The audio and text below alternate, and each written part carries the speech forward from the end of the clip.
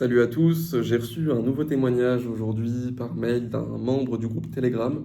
Donc pour ceux que ça intéresse, le groupe Telegram, c'est quoi? En gros, dans la description, vous avez le lien vers mon site web. Donc c'est un e-book que je vends. Et en achetant ce e-book, vous avez également accès au groupe Telegram, groupe privé. Voilà, on est une dizaine de membres, on se partage les bons plans. On va dire, il y a un peu plus de matière que les vidéos YouTube parce que forcément, voilà, c'est des gens du terrain qui s'y connaissent en expatriation, etc.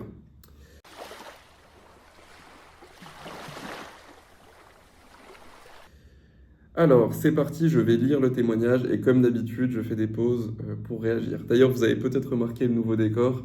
J'ai encore une fois déménagé, mais cette fois-ci, normalement, c'est bon, je vais plus trop bouger. Alors, salut Yann, pas mal de tes dernières vidéos étant sur le sujet des rencontres avec des filles philippines, je te partage mon témoignage. Je m'appelle Étienne, j'ai 33 ans, je n'ai jamais rien eu de sérieux avec une Française. Mon délire, c'est clairement les étrangères qui viennent de loin et qui nous ressemblent pas trop, genre asiates ou sud-américaines. Je sors de près de 10 ans de couple avec une Brésilienne rencontrée là-bas et qui est venue vivre avec moi en France un peu plus tard. En juillet 2024, ça fait plusieurs mois que ma dernière relation s'est terminée. Je sais que mes prochaines vacances seront en Asie et comme lors de mes dernières vacances en Thaïlande, j'avais eu une copine thaï avec qui j'ai passé les 5 derniers jours de mon séjour, je me dis que ça serait cool de remettre ce genre d'expérience. Alors là, le premier point intéressant, c'est que tu nous dis voilà, que tu avais une copine thaï en Thaïlande. Moi, c'est vraiment quelque chose que je recommande en fait quand tu viens t'installer en Asie, c'est de venir avec soit seul, soit avoir une copine locale. Ça sert à rien de venir en Asie avec ta copine française, vous allez être comme deux cons dans un pays que vous ne connaissez pas et au final vous allez rester comme des touristes. Alors si tu viens pour des vacances de 3 semaines, ok, pourquoi pas, mais si tu viens t'installer ici, honnêtement, je trouve que c'est très compliqué de s'imprégner de la culture et vraiment de s'intégrer si t'as pas une copine locale qui à la fois parle la langue et qui connaît aussi la culture. Moi, typiquement, aux Philippines, je suis parti à La Union, donc c'était un voyage que je n'aurais jamais fait en fait si j'étais pas allé avec ma copine locale de l'époque. Enfin, c'était pas vraiment une copine, mais c'était une fille locale. Et en fait, moi, souvent je vois des gens dans la rue, dans les malls, etc., des étrangers qui sont là avec leurs copines étrangères. Et je me dis au final, mais qu'est-ce que tu fais en fait? C'est comme. Enfin, enfin, après, voilà, chacun est libre de faire ce qu'il veut, mais ce que je veux dire, c'est si tu veux vraiment t'intégrer dans la culture, bah, rien de mieux que voilà, d'avoir une partenaire locale. Je commence donc à fouiner sur Tinder avec la géolocalisation dans des différentes villes thaï. Je teste aussi Thai Friendly, mais j'arrive rapidement à la conclusion que c'est déjà chiant de chatter avec une fille qui parle mal anglais, alors ça risque d'être encore plus chiant, plus pénible, pardon, de passer 2 à 3 semaines à communiquer via Google Trad. Même expérience avec le Vietnam, donc même problème aussi avec le Vietnam. C'est vrai que les pays qui parlent pas très bien anglais, donc Japon, Thaïlande, Vietnam, etc., c'est assez compliqué de communiquer, surtout avec les filles sur les applis ou même dans la rue ou quoi. C'est assez difficile, mais rassurez-vous, il existe les Philippines. Non, je rigole. Non, il existe des filles qui parlent anglais dans ces pays-là, hein, que ce soit en Thaïlande ou au Japon ou quoi. Moi, une fois, j'étais parti au Japon, j'avais en amont chatté avec une fille sur une application de rencontre. Et puis voilà, on a passé quelques jours ensemble au Japon et elle parlait très très bien anglais. Alors évidemment, c'est pas au niveau des filles aux Philippines, mais on a pu se comprendre, etc. Donc c'était assez intéressant. Évidemment, si vous allez aux Philippines, la majorité des gens parlent très bien anglais, parfois mieux que nous, et donc c'est beaucoup plus simple pour la communication. Je me renseigne alors sur les Philippines, pays que je ne connaissais pas du tout. J'apprends alors qu'ils parlent super bien anglais, souvent même mieux que les Français, voilà. Qu'ils ont une culture souvent plus proche de la nôtre et que les Thaïs, et que les filles sont souvent moins vénales, moins intéressées, plus famille et globalement plus sérieuses que les filles Thaïs. Ça, j'ai envie de te dire oui et non, mais c'est vrai que d'extérieur, on a plutôt tendance à dire que les filles aux Philippines sont plus tradies et sont plus proches de leur famille, etc., sont plus voilà, traditionnelles que les filles en Thaïlande. Après, est-ce que c'est vrai? Honnêtement, je ne pense pas. Je pense que c'est plus une idée reçue que tout le monde a. Voilà. Je bascule donc ma localisation sur Tinder dans différentes régions aux Philippines et je m'inscris à une ou deux autres apps de rencontres aux Philippines. J'enchaîne les matchs. Évidemment, c'est bien plus facile qu'en France où des 5 sur 10 pensent qu'elles valent 10 et te snob, alors que si je les croisais dans la rue, je ne les regarderais même pas. Je pense qu'on a tous connu ça, la surpopulation de mecs sur les apps de rencontres en France, les filles qui ont tellement de choix qu'elles ne répondent même pas après un match. Beaucoup d'entre elles se servent de ces apps pour flatter leur ego ou pour passer le temps dans le métro. Ça c'est très vrai, en fait vous allez voir le contraste. Si vous n'êtes jamais venu en Asie, surtout aux Philippines, sur Tinder, le Tinder aux Philippines est complètement différent de ce qu'on a en France. En France, à moins d'être un 9 sur 10, vous n'allez pas avoir beaucoup de matchs, et même les matchs que vous allez avoir, comme tu le dis, ça va être avec des filles qui sont 3, 4, 5 sur 10 et qui ne vous répondent même pas. C'est un gros problème qu'on a en France, c'est qu'au final, il y a 80% de mecs pour 20% de filles sur la plateforme, sur Tinder, et donc c'est très compliqué. Je pense qu'il y a aussi ce même ratio aux Philippines, 80% de mecs et 20% de filles. Le truc, c'est que comme vous êtes un étranger aux Philippines, forcément votre note monte, et donc quelqu'un qui vaut 5 sur 10 en France gagne automatiquement 2 points, voire 3 points dans certains cas. Donc il vaudra entre 7 et 8 sur 10. Donc même si vous êtes un homme moyen en France, vous venez en Asie, automatiquement vous êtes beau, vous êtes perçu comme riche, vous êtes perçu comme quelqu'un qui a une carrière, qui est successful, etc. Juste du fait de vos origines, de votre pays natal, ce qui est complètement raciste, entre guillemets, puisque elles vont avoir des préjugés sur votre pays natal, souvent des préjugés faux d'ailleurs, parce qu'elles pensent que automatiquement, vu que tu es européen, tu es riche, alors que la plupart des gens qui viennent aux Philippines, c'est parce que justement c'est un pays qui coûte pas cher et parce qu'ils n'ont pas d'argent. Sinon ils iraient aux Maldives.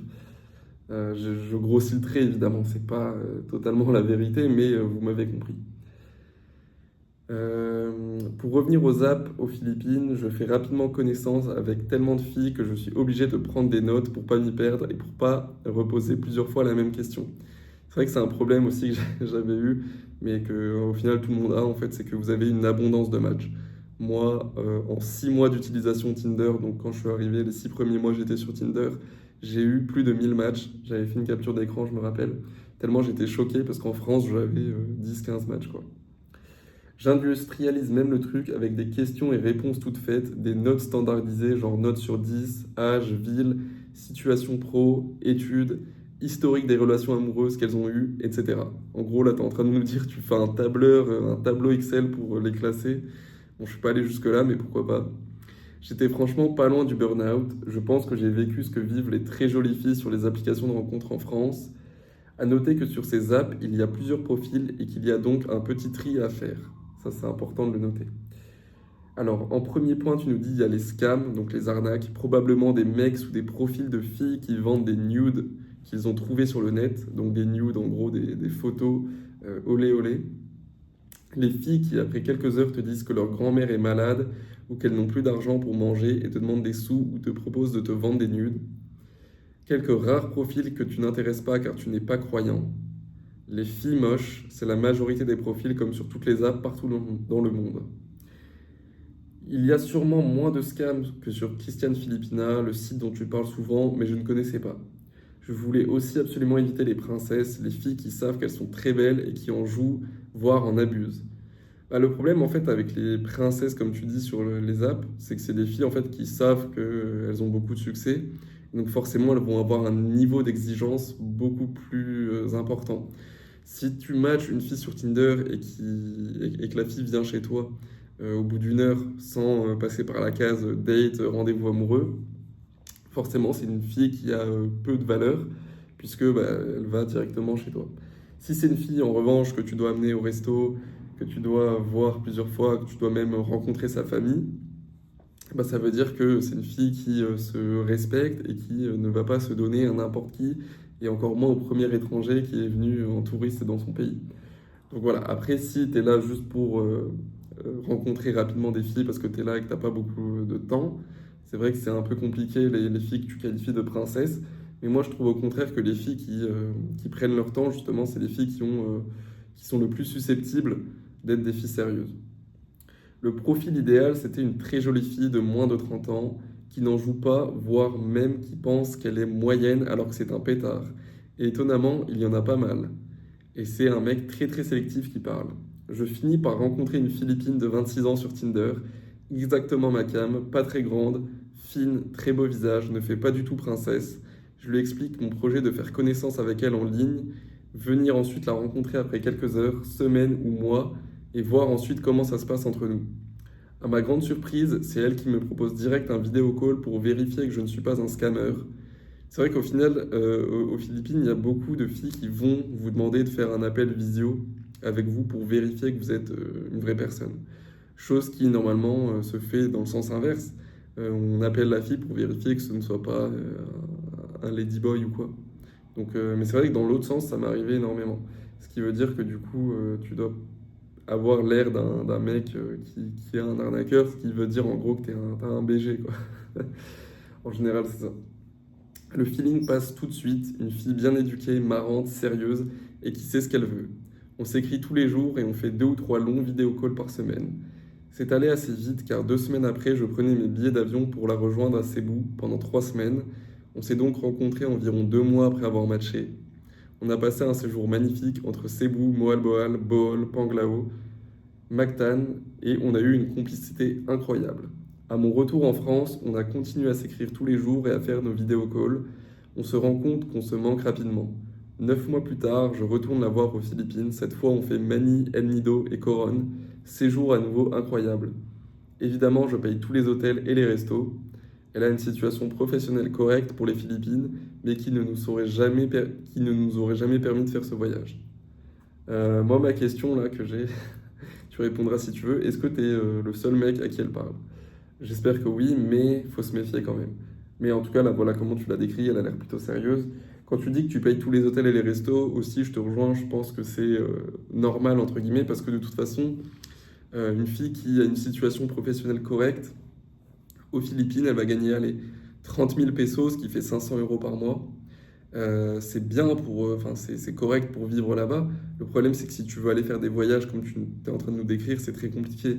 Ça coûte assez cher les voyages, hein. C'est pour ça d'ailleurs que quand vous partez dans les coins comme El Nido, Coron, Siargao, etc., vous allez voir souvent, la majorité du temps, des étrangers et vous allez voir quelques fois des Philippins. Il y aura la majorité, c'est les étrangers. Ensuite, il y aura quelques locaux qui habitent sur les îles. Et ensuite, il y aura quelques Philippins qui viennent de Manille ou de Cebu et qui, eux, sont riches. On va appeler ça des Philippins ISO, des high standards, parce que justement, ils ont beaucoup d'argent et donc ils sont, entre guillemets, plus éduqués. Mais la fille est super sérieuse et je ne l'ai jamais sentie intéressée par l'argent. Elle est du genre à me demander si elle peut commander tel ou tel plat au resto car elle trouve ça cher, ou à s'inquiéter du prix des hôtels que j'ai choisis. Elle me propose qu'on mange un peu de street food pour pas que mon budget vacances explose. Elle veut également participer à certaines dépenses, à regarder si les restos sont pas trop chers avant qu'on s'y rende. Bref, je ne me sens pas utilisé et de toute façon, en voyageant tout seul, ça ne m'aurait pas coûté beaucoup plus cher au final. Beaucoup moins cher au final. Donc c'est vrai que quand tu greffes entre guillemets une fille à ton voyage, bon, c'est pas ce qui coûte le plus cher. Elle va te coûter 2 fois plus au resto, mais c'est tout. Voilà, la chambre d'hôtel, dans tous les cas, tu l'aurais prise tout seul. Ce qui peut coûter un peu, c'est les billets d'avion, et encore les billets d'avion en interne, comme ça, entre les îles, c'est pas non plus ce qui coûte le plus cher. Je suis rentré de ce deuxième séjour début septembre 2025. Ça avait déjà commencé avant, mais les sentiments commencent forcément à naître. La prochaine étape, c'est qu'elle vienne me voir en France et pourquoi pas s'installer avec moi si la vie lui plaît. Elle a commencé à prendre des cours de français et on se projette bien. Après tout, ça avait bien fonctionné avec mon ex-brésilienne puisqu'on a fait 10 ans ensemble, donc on va tenter. Donc c'est bien d'avoir des projets, etc. Le problème, c'est que si tu la ramènes en France, juste avant, tu nous disais que tu n'aimais pas les princesses. Et ben, le problème, c'est que si tu l'amènes en France, elle pourrait potentiellement devenir une princesse. Moi, le mieux dans ta situation, ce que je ferais, c'est d'essayer de trouver une solution pour aller la rejoindre et vivre avec elle aux Philippines. Donc, soit trouver un job en remote, soit trouver un job sur place directement. Évidemment, un job, quand je dis job, un job bien payé, quoi. Tu vas pas prendre un truc à payer comme elle à 500 euros par mois, ça n'a aucun intérêt. Mais ça dépend après de ton profil, hein, mais je pense que de toute façon, il y a la place pour tout le monde aux Philippines. C'est un pays qui est en plein boom, en pleine croissance économique. Et donc, voilà, il y a des opportunités, etc. C'est vrai que c'est compliqué, c'est pas aussi simple que de trouver un job en France, mais voilà. En tout cas, voilà, merci pour ton témoignage. Ceux qui veulent témoigner, n'hésitez pas à faire un tour dans la description, il y a mon adresse mail. Et puis, moi, je vous souhaite une bonne journée ou une bonne soirée. Salut!